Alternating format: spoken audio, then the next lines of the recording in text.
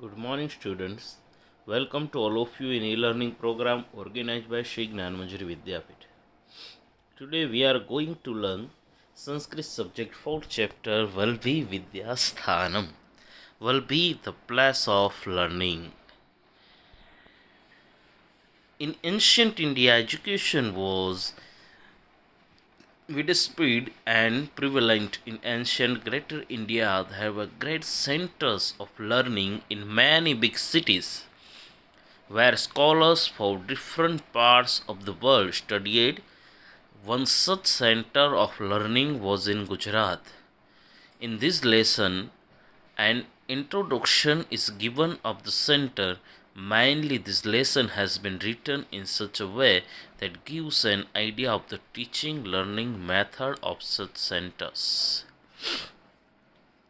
हम last lecture में पढ़े थे कि हमारे भारतवर्ष में कई सारे ऐसे विद्या तीर्थ थे, पढ़ने के लिए स्थान, यूनिवर्सिटीज़ हुआ करती थी, विश्वविद्यालय हुआ करती थी, जो कि आज बाहर के देशों में हार्वर्ड यूनिवर्सिटी, ऑक्सफोर्ड यूनिवर्सिटी, ऐसी यूनिवर्सिटीज़ है।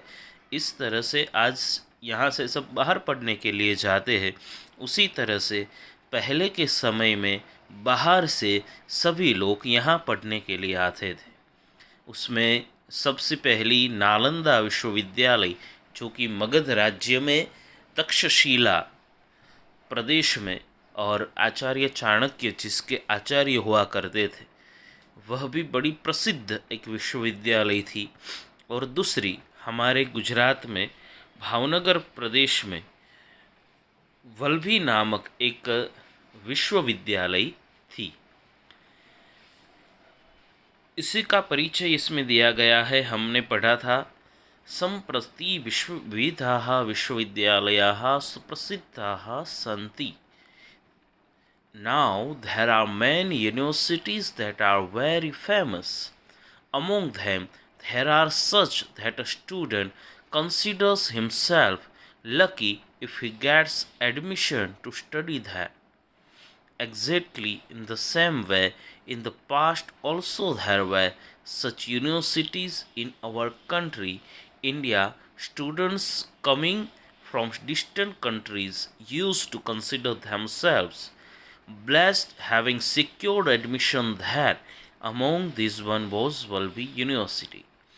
इस तरह से सभी छात्र स्टूडेंट्स जो है, पहले के समय में ऐसी विश्वविद्यालय हुआ करती थी और दूर देश से सभी लोग आते थे, और यहाँ पे एडमिशन मिलता तो एडमिशन मिलना वही बड़ी बात थी। फिर उसमें पढ़े, उसमें आगे बढ़े, वो तो दूसरी बात थी, लेकिन सिर्फ एक बार एडमिशन मिल जाए वही बड़ी बात हुआ करती थी।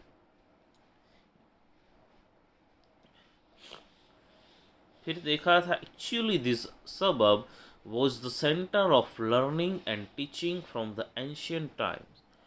In the past, here the learning and teaching of 18 Vidyas, branches or faculties of learning, used to take place.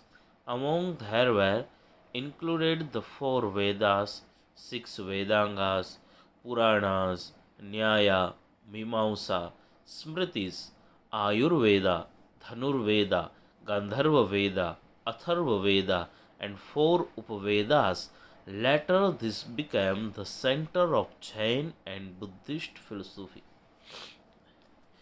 कि इस तरह से यह जो प्राचीन समय से ही अध्यापन यानी कि पढ़ने के लिए, टीचिंग फ्रॉम एंशियंट टाइम, एक लर्निंग और टीचिंग के लिए बहुत बड़ा स्थान हुआ करता था। 18 प्रकार की विद्या पढ़ाई जाती थी। पहले भी मैंने आपको बताया था, इस तरह 4 वेद, वेदों के 6 जो अंग है वह 6 अंग, 18 पुराण है, न्याय शास्त्र है, मीमांसा शास्त्र है, स्मृति ग्रंथ है, आयुर्वेद, धनुर्वेद, गंधर्ववेद और अर्थवेद जैसे 4 उपवेद है। इन सभी का 18 विद्याओं में समावेश होता है। और उससे भी बड़ी बात यह थी कि यह जैन और बौद्ध दर्शन का केंद्र माना जाता था, philosophy of Jain and Buddhist, क्योंकि क्रिस्तस्य चतुर्थ्यां शताब्द्यां ऋग्वेदस्य भाष्यकारः स्कंद स्वामी संजातः in the 4th century AD.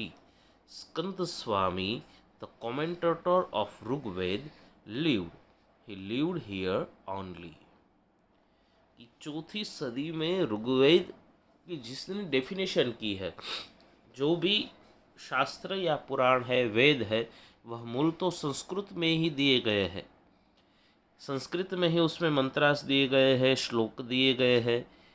फिर सभी विद्वानों ने जो कि समझ सकते थे, उसने उसकी डेफिनेशन अपनी तरह से की, उसके मीनिंग दिए गए। बाद में सभी लोग सरलता से उसको समझ सकते हैं।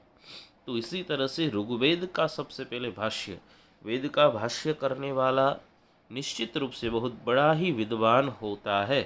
तो इसी तरह से स्कंद स्वामी नाम के बहुत बड़े भाष्यकार थे, जिसने ऋग्वेद की डेफिनेशन की थी और वह वहीं पे रहते थे।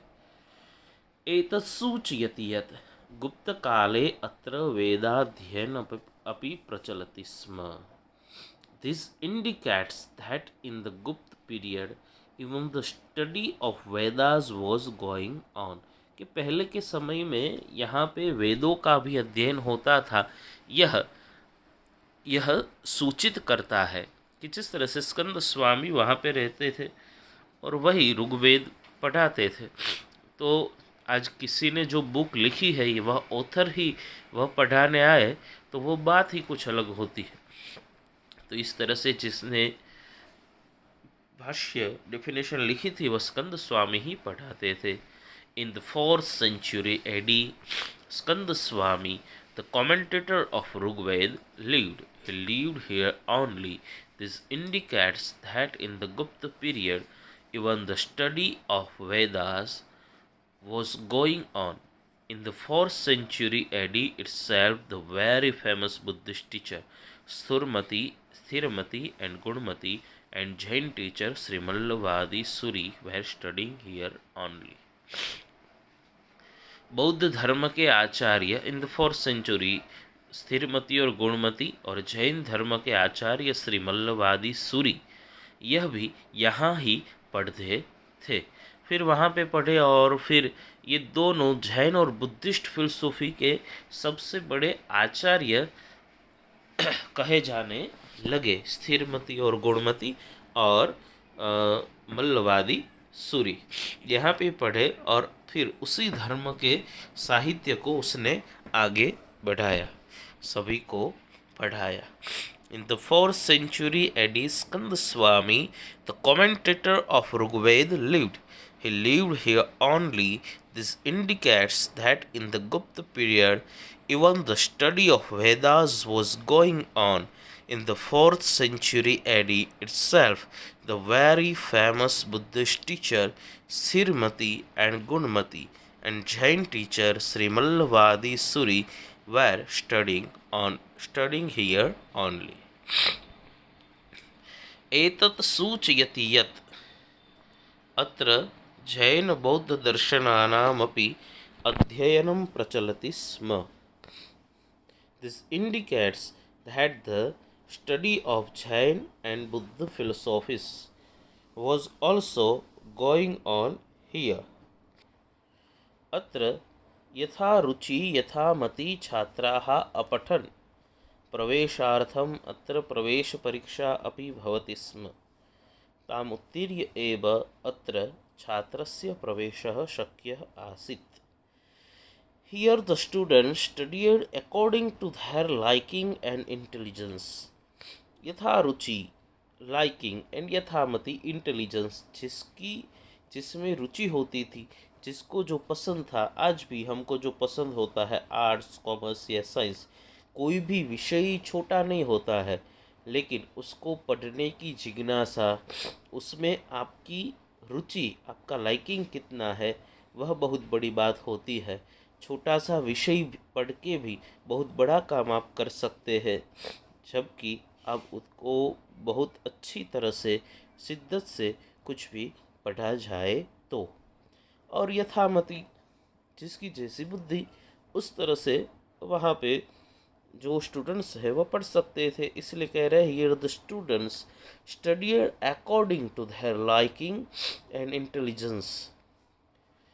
There used to be entrance test also for admission here. यहाँ पे प्रवेश के लिए एंट्रेंस एग्ज़ाम भी हुआ करती थी.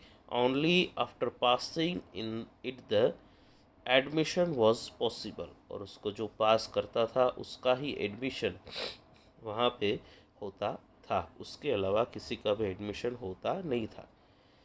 This indicates that the study of Jain and Buddha philosophies was also going on here.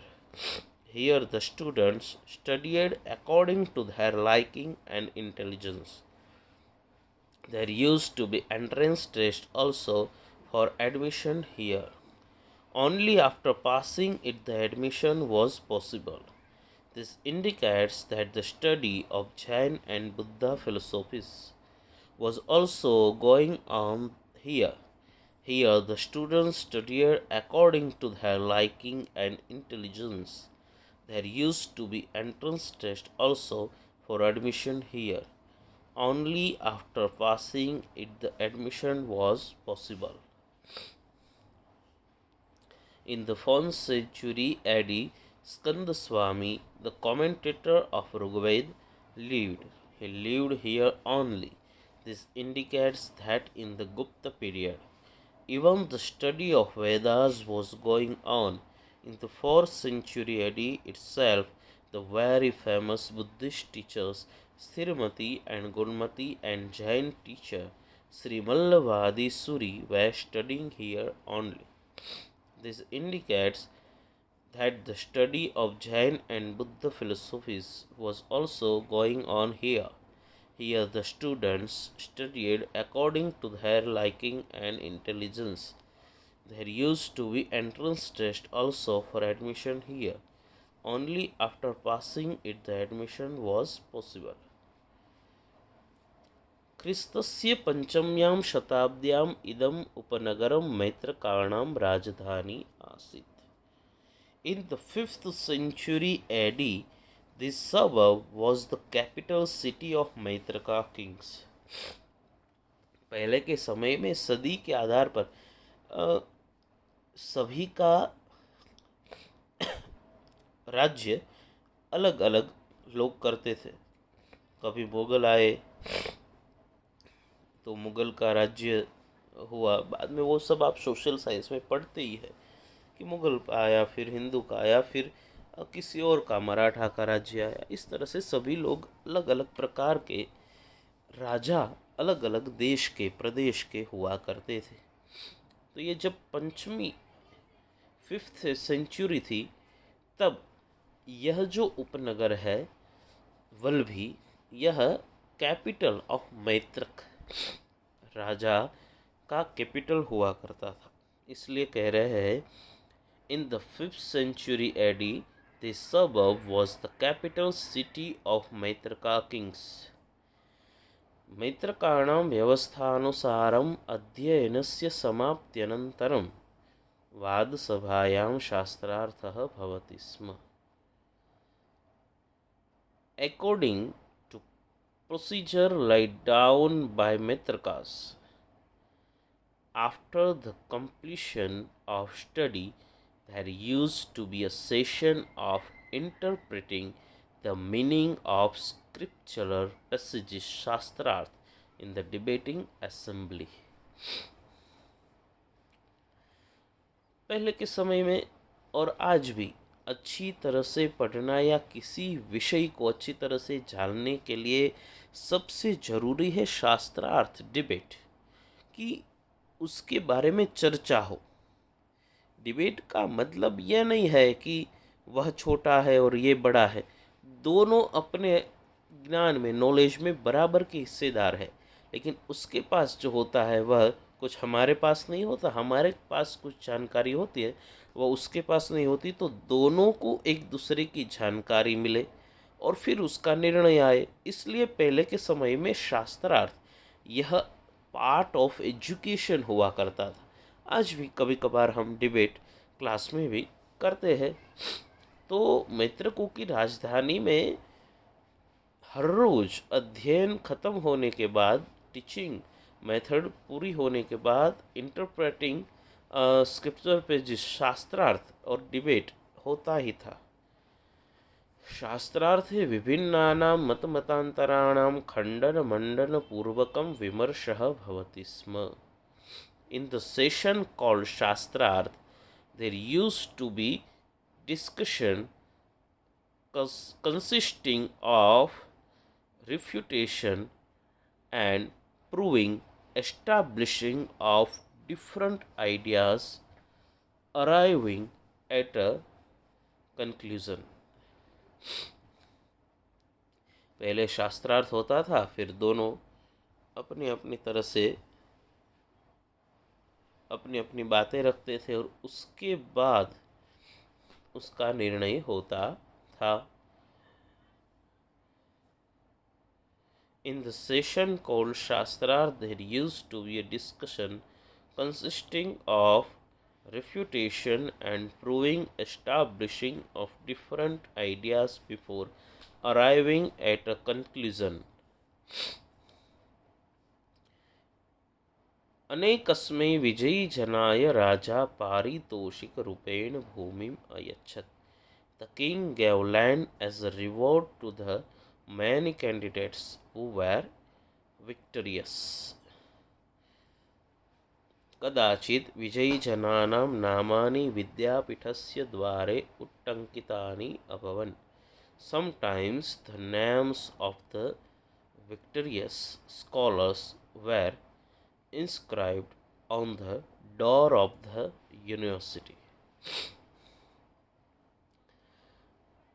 फिर जो भी उसमें विजयी होते थे, जीतते थे, तो उसको जमीन दान में, इनाम के रूप में, पारितोषिक के रूप में, रिवॉर्ड के रूप में लैंड, जमीन दी जाती थी और वहाँ का जो गेट था उस पर उसका नाम भी लिखा जाता था.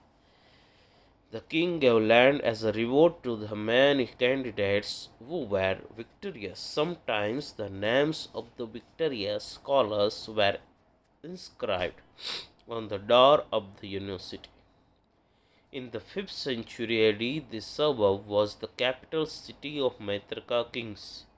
According to procedure laid down by Maitrakas after the completion of study, there used to be a session of interpreting the meaning of scriptural passage Shastrarth in the debating assembly.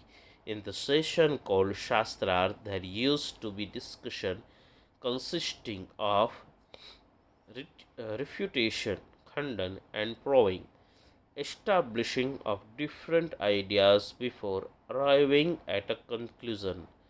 The king gave land as a reward to the many candidates who were victorious. Sometimes the names of the victorious scholars were inscribed on the door of the university.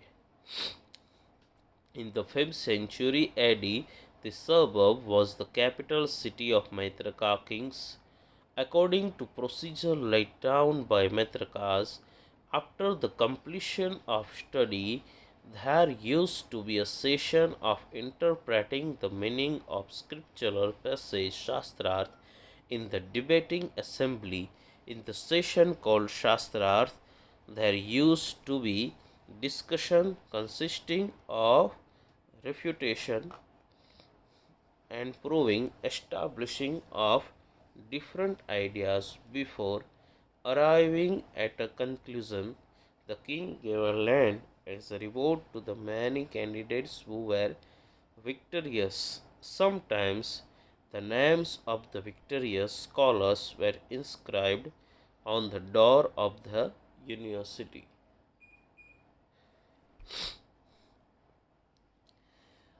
ख्रिस्तात् पूर्वं प्रायः पञ्चमशताब्द्यां भगवतः महावीरस्य जन्म अभवत्. ख्रिस्तात् पूर्वं प्रायः Mahavir was born. महावीरस्य जन्म, Mahavir was born approximately in the 5th century, पंचम शताब्दी, पूर्वम प्रायः, approximately in the 5th century BC, ऐसा माना जाता है। ये पक्का नहीं है कि हुआ ही था, उस समय हुआ था, लेकिन approximately Mahavir was born approximately in the 5th century BC. तस्मिन् काले महावीरेण, भगवता महावीरेण यः उपदेशः प्रदत्तः स आगम नामना प्रसिद्धः वर्तते। The instruction given by Lord Mahavir, तस्मिन् काले महावीरेण यः उपदेशः प्रदत्तः, instruction given by Lord Mahavir प्रदत्तः स आगम नामना प्रसिद्धः वर्तते, then is famous by the name Agam. तस्मिन् काले भगवता महावीरेण यः उपदेशः प्रदत्तः, the instruction given by Lord Mahavir then is famous by the name Agam. अयम् आगमः वर्षपञ्चशतं यावत् मौखिकपरम्परायां सुरक्षितः आसीत्. This Agam was safe for 500 years in the oral tradition. अयम् आगमः वर्षपञ्चशतं यावत् मौखिकपरम्परायां सुरक्षितः आसीत्. This Agam was safe for 500 years in the oral tradition. Mahavir was born approximately in the 5th century BC. The instruction given by Lord Mahavir then is famous by the name Agam. This Agam was safe for 500 years in the oral tradition.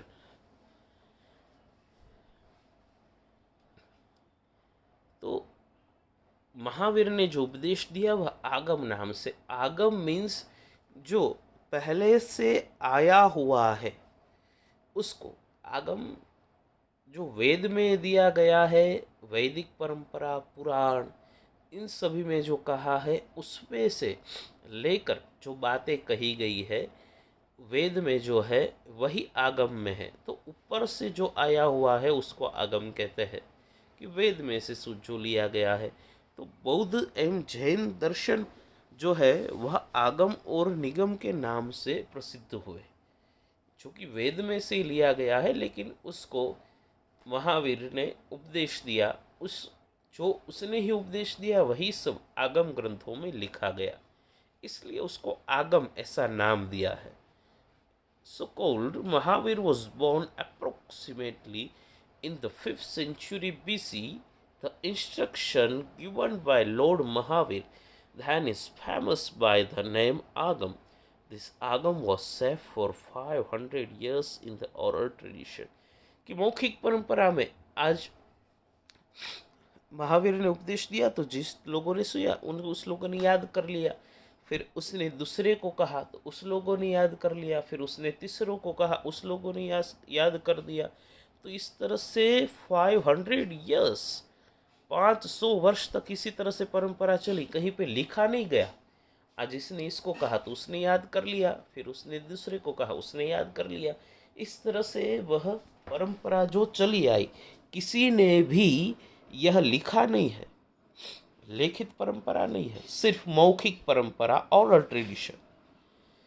In the 5th century AD, this suburb was the capital city of Maitraka kings. According to procedure laid down by Maitrakas, after the completion of study, there used to be a session of interpreting the meaning of scriptural passage Shastrarth in the debating assembly. In the session called Shastrarth, there used to be discussion consisting of refutation, khandan, and proving, establishing of different ideas before arriving at conclusion. The king gave land as a reward to the many candidates who were victorious.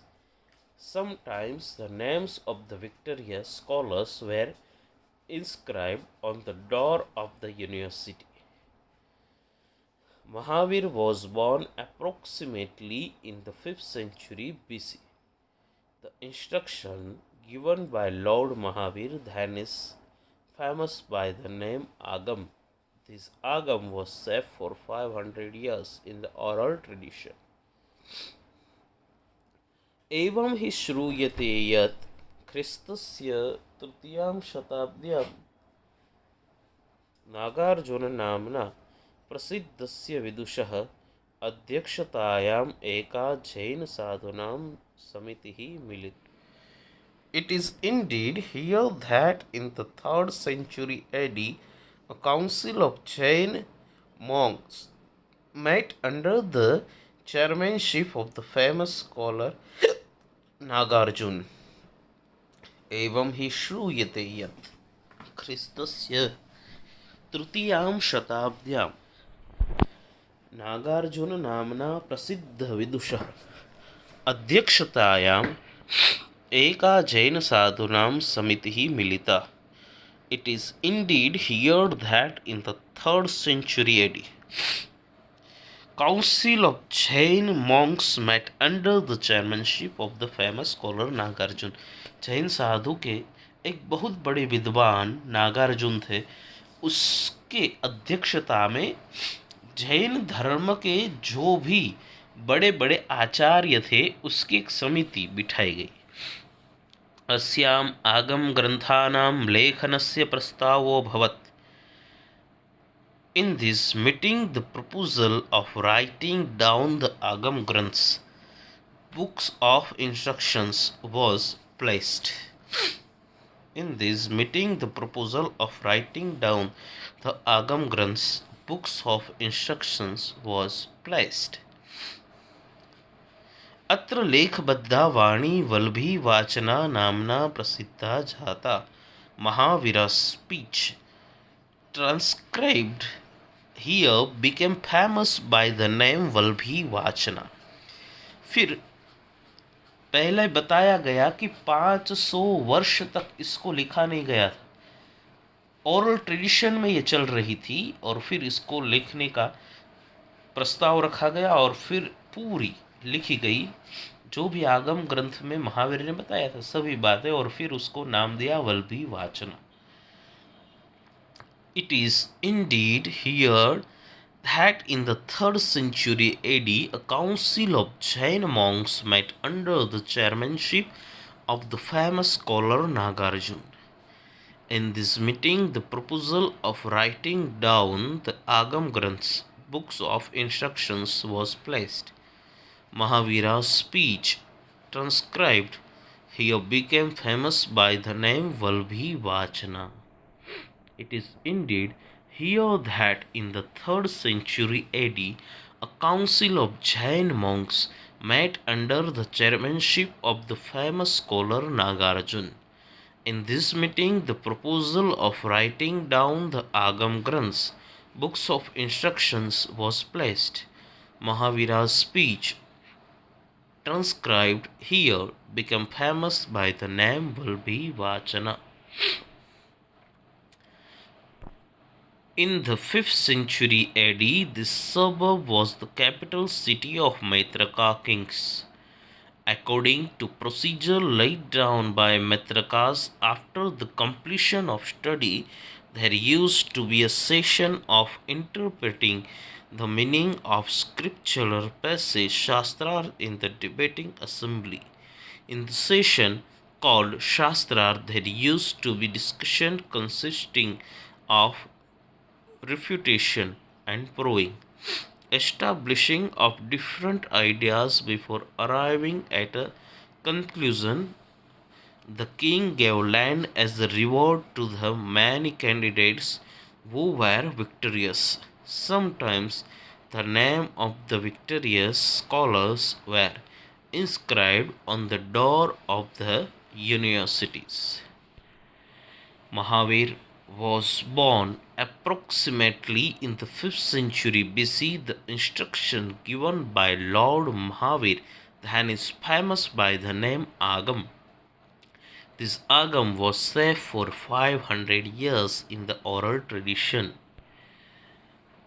It is indeed here that in the 3rd century AD a council of Jain monks met under the chairmanship of the famous scholar Nagarjuna. In this meeting, the proposal of writing down the Agam Granths, books of instructions, was placed. Mahavira's speech, transcribed here, became famous by the name Valbhi Vachana. क्रिस्तस्य नवम्यां शताब्द्यां वल्लभीनगरस्य विनाशः अभवत्.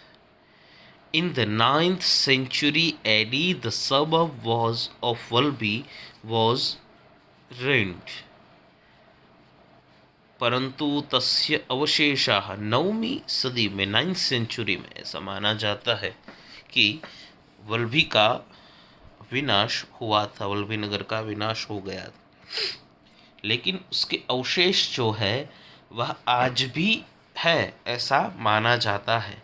In the 9th century AD, the suburb of Valbhi was ruined, but even today its remains indicate its prosperity in the past. कि उसके अवशेष आज भी यहाँ पे उपस्थित है ऐसा माना जाता है. आज भी उसके अवशेष जो है वह मिलते हैं. भारतस्य प्राचीनेषु विद्याकेन्द्रेषु वल्भी एकतमम् आसीत्. इतिहासे च अद्यापि वर्तते. In this way, Valbhi, one of the ancient centers of learning in India and in history, it still is. In this way, Valbhi, one of the ancient centers of learning in India and in history, it still is. कि आज भी India में यह जो प्राचीन universities है उसमें वल्लभी का नाम है और इतिहास में आज भी उसको कहा जाता है कि ऐसी वल्लभी नाम की बहुत बड़ी विश्वविद्यालय हुआ करती थी. और आज वल्लभीपुर नाम का जो यह गांव है वहाँ पे उसके जो अवशेष है वह देखने को मिलते हैं. In the 9th century AD, the suburb of Valbhi was ruined, but even today its remains indicate its prosperity in the past. In this way, Valbhi, one of the ancient centers of learning in India and in history, it still is. तो इस तरह से ये वल्लभी नाम की बहुत बड़ी विश्वविद्यालय हुआ करती थी और इस तरह से यहाँ पे टीचिंग और लर्निंग प्रोसेस चलती थी. एक बार फिर से सिर्फ ट्रांसलेशन एक बार हम दोहरा लें पूरा पहले से, आप भी साथ में दोहराइएगा, आप भी ट्रांसलेशन साथ में बोलिएगा. Now there are many universities that are very famous. Among them, there are such that a student considers himself lucky if he gets admission to study there. Exactly in the same way, in the past also, there were such universities in our country, India. Students coming from distant countries used to consider themselves blessed having secured admission there. Among these one was Valbhi University.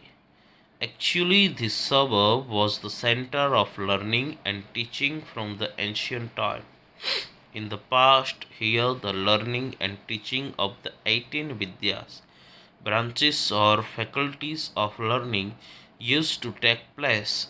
Among them were included the 4 Vedas, 6 Vedangas, Puranas, Nyaya, Mimamsa, Smritis, Ayurveda, Dhanurveda, Gandharva Veda, Arthaveda, and the 4 Upavedas. Later this became the center of Jain and Buddhist philosophy. In the 4th century AD, Skandaswami, the commentator of Rigveda, lived. He lived here only. This indicates that in the Gupta period, even the study of Vedas was going on in the 4th century AD itself. The very famous Buddhist teachers Srimati and Gunamati and Jain teacher Srimallavadi Suri were studying here only. This indicates that the study of Jain and Buddha philosophies was also going on here. Here, the students studied according to their liking and intelligence. There used to be entrance test also for admission here. Only after passing it the admission was possible. In the 5th century AD, this suburb was the capital city of Maitraka kings, according to procedure laid down by Maitrakas. After the completion of study, there used to be a session of interpreting the meaning of scriptural passage Shastrarth in the debating assembly. In the session called Shastrarth, there used to be discussion consisting of refutation and proving, establishing of different ideas before arriving at a conclusion. The king gave land as a reward to the many candidates who were victorious. Sometimes the names of the victorious scholars were inscribed on the door of the universities. Mahavir was born approximately in the 5th century BC. The instruction given by Lord Mahavir then is famous by the name Agam.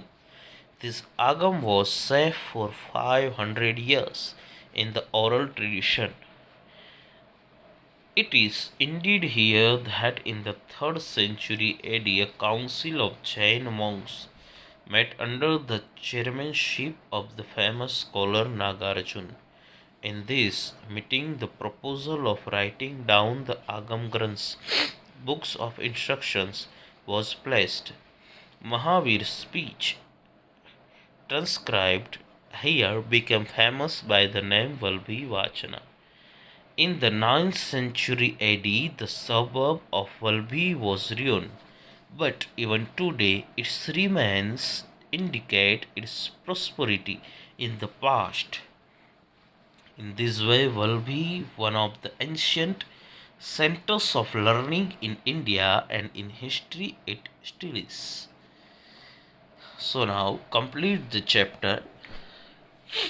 Now we are going to learn exercise question answer. First, Sanskrit question answer. प्राचीन कालात् वल्भी कस्य केंद्रम आसीत्. प्राचीन कालात् वल्भी अध्ययन अध्यापनस्य केंद्रम आसीत्.